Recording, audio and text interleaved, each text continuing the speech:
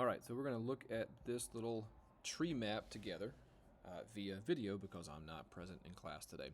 This is a tree map that will serve as an algorithm. So it's going to walk you through some simple steps, really two simple questions to help you to differentiate between different patterns of inheritance or ways that traits are inherited from parent to offspring.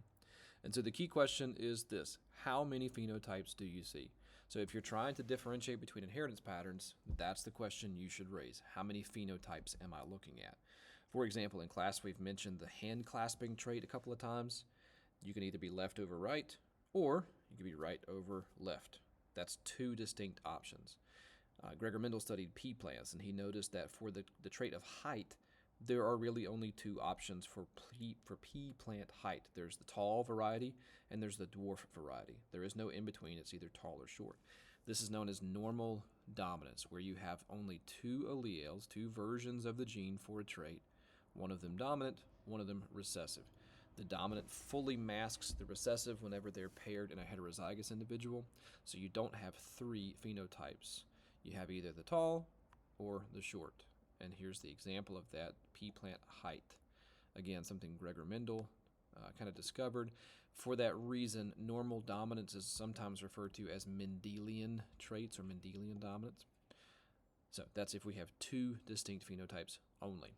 So what if there are three distinct phenotypes?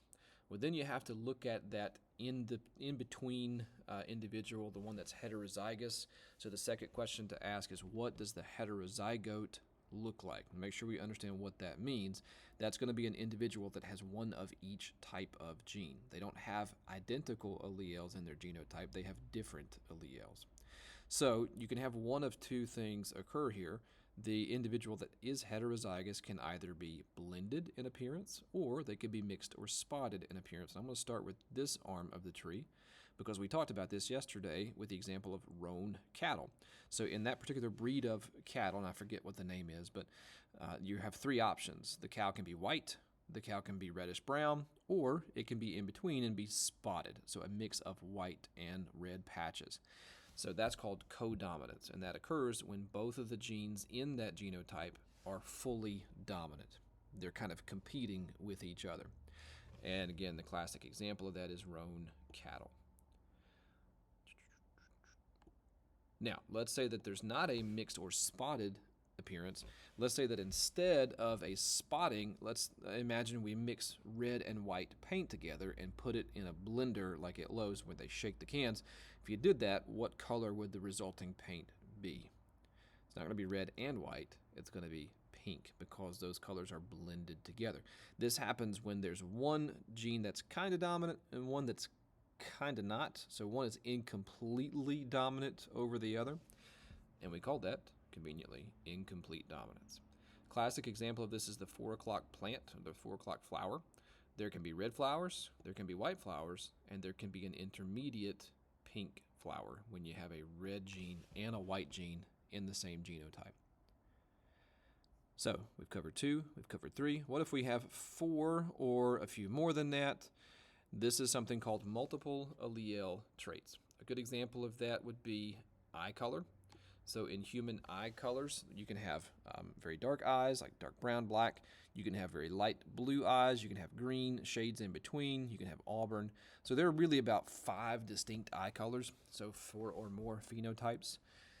Another good example of that is human blood type. So there are exactly 4 blood types. If you ignore Rh factor and just look at the letters, these letters A, B, combination of A, B, and then O, they really represent specific proteins that live on the surface of red blood cells. Live is the wrong word. They're not alive. They exist on the surface of red blood cells.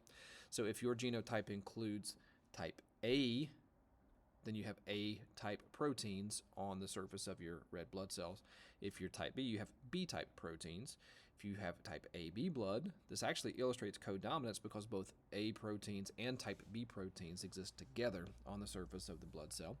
And if you have type O, you have no proteins on the surface of your red blood cells. So again, 4 phenotypes.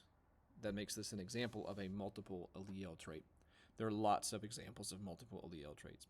Now, what if you have a whole bunch of phenotypes, like a seemingly infinite number of phenotypes? For example, imagine if we lined everybody in the school up from the shortest to the tallest. There would be probably 500 different unique heights. So that's a lot of phenotypes. In situations like that, we're talking about a polygenic trait. So poly meaning many, genic referring to genes. So this is simply a trait that's influenced by more than one gene.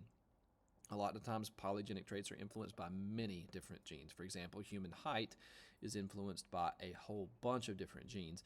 It's also influenced by the environment, how well your nutrition is intelligently designed, and that sort of thing.